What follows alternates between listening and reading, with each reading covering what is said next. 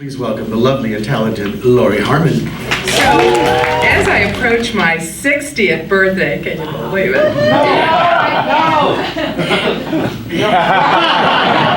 I cannot but wonder how different my life would have been if I'd only done so many things differently. Like, if I'd gone to the American Academy of Dramatic Arts in New York instead of Pasadena, I would have probably been a Broadway star. Or if I had only not taken the pill for so many decades, I probably could have had children. Or if I had worn sunscreen instead of baby oil, then I wouldn't have sunspots that I like to pretend are freckles. Or if I followed my friend Pablo's advice, why not sleep your way to the top? You've already slept your way to the bottom. I'm quite sure I would have had at least one hit TV series. But the one regret that I will probably always struggle with is that I did not go to Scotland to say goodbye to one of my very dearest and closest friends at the end of her life. And this wasn't because I was afraid to see her painfully ill or to actually see her die.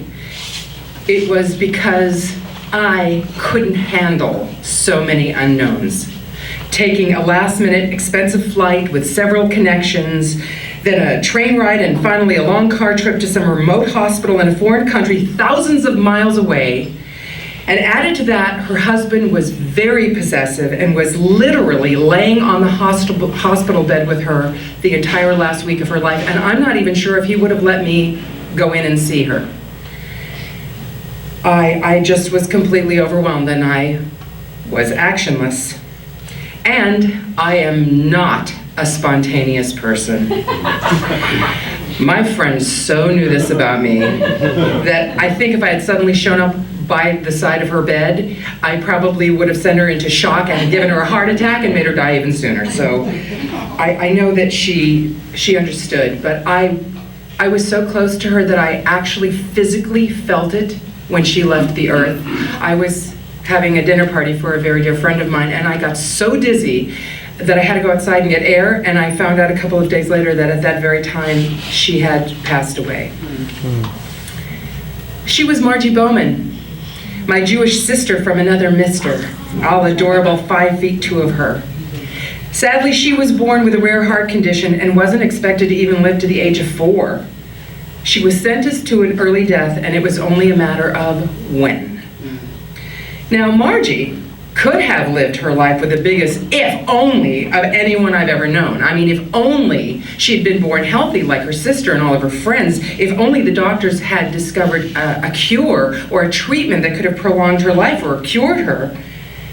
But in the more than 25 years that I knew her, she refused to live her life with if-onlys.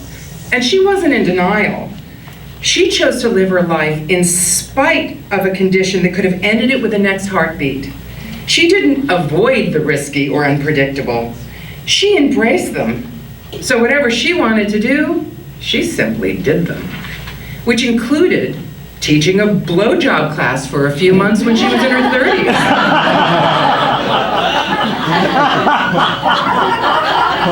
Or skydiving on her 50th birthday in tandem with an instructor who wore her throw up all the way down. So we met at the same improv show that I met my Pablo at, called Comedy Sports, which is so appropriate. I should meet her doing improv. And she and I knew right away that our relationship was beschert, which is Yiddish for meant to be. And after we went to dinner the first week of rehearsal, she informed me of her illness and told me she would totally understand if I didn't want to pursue this relationship, if it would be too much for me. I'm like, please. But that also meant that I had to go along with her rules. And there were times during rehearsal or even a live show when she would literally turn blue and pass out. But she made it absolutely clear beforehand that whatever happened, the show must go on, and her condition was not going to stop her, so it better not stop us. So she was the ultimate challenge for a gal like me who always wants and needs to know exactly what's going to happen next. Well, to celebrate Margie turning 40, which was a miracle in itself, I wanted to give her a birthday party. And I told her that I would do anything that she wanted to do, whatever she wanted to do. So she decides, hey, I know, let's all schlep to Orange County on a weekday night and go and see a ballet and have dinner first. And she wants to have like 20 people go. I am such a twisted sister that she would pick such an annoying thing, and then I have to slap myself and go, wait a minute, isn't it more convenient that she actually had the miracle of living to be 40 years old? Shut up and let's all just go to Orange County and see the damn ballet, which we did. Yep. And so we met at a restaurant before the performance, and it came as no surprise that she was late for her own party. But in her true unpredictable style, she arrived bearing gifts specifically selected for each of us with a very thoughtful card. It's as though she were saying life is just too damn short to not be generous. Now, Margie's first husband, there were two, she met also in comedy sports, and as a complete surprise to me, and the most generous gift that anyone has ever given me, she asked me to officiate at her wedding. And I was like, what are you talking about, officiate? And she said, very simply, that I was the most romantic spiritual person, and besides, she'd already registered me online, so boom, it's done. And you know what? This turned out to be the most generous, great gift that anyone gave me. I mean, my friend Margie saw in me a divine gift that I'd never at all seen in myself. And since then, I have had the privilege of marrying over 100 couples. I've lovingly delivered many eulogies and memorials and funerals, and I have had the joy of performing baby blessings. So her first marriage lasted about 4 years, and I didn't even think it was going to last that long, to tell you the truth. Okay. So some years later, she meets her second husband, John, and their first date was on a trip to Scotland. What? Yes, I'm telling you the truth. So John was a high school teacher in Paso Robles who took a drama class every year on some kind of field trip, and one of the chaperones that year wasn't able to go, so he asks his sister-in-law if she knew, do you know anyone who'd be interested in going? And of course, she thought of Margie, and of course, Margie said yes. So less than 10 days later, she was getting acquainted with her future husband on the plane ride to Scotland. And not long after that trip, she picked up everything. She actually dropped everything. She left everything in LA but her cats and moved to Paso Robles with John, where she was asked to co-teach his high school drama classes, even though she had never gotten a degree in anything, but the students absolutely adored her and very much respected her. You know, Margie and I had talked many times about how we wish we could have had good enough grades to go to the drama department at Yale. And she was determined to experience Yale.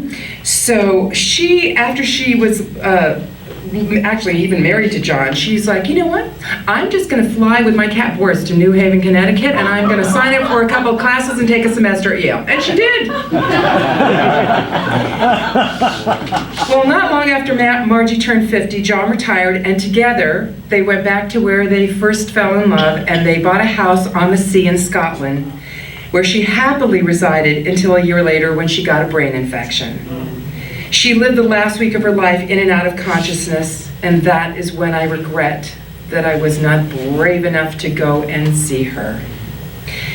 Margie Bowman is the only person I have ever known who had 4 funeral/memorials. She had one in Philadelphia where she was born and raised. She had one in Paso Robles where she lived and impacted so many students for their whole life. She impacted them.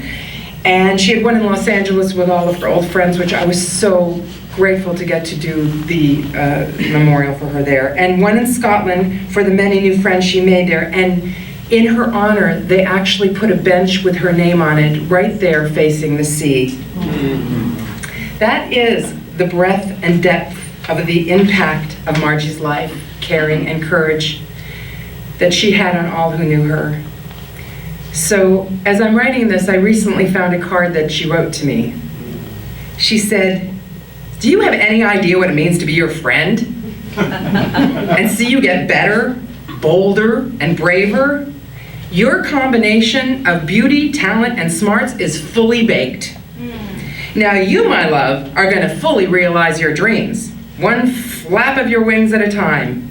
Relax and the wind will make you soar. You are very much loved by all who know you, and you will enrich all who are standing in the wings. As for me, I'm watching you fly. Love, Margie. Wow. You notice the words? They're all about me realizing all the dreams she could never realize. My friend was wishing for me the life she knew would not be hers. But there's not a hint of envy or even sadness, only selfless encouragement. Margie, how can I thank you for such love and inspiration? By being more like you? By not reliving my if-onlys or creating new ones or to agonize over? Okay, I'm not gonna jump out of a plane or go to Yale or even teach a blowjob class. But I promise to say yes to new and risky challenges, and from now on, I'll live my life in spite of my mistakes, not endlessly regretting that I made them. Margie, my little on and off earth angel, I'm so ready for you to see me fly. Thank you.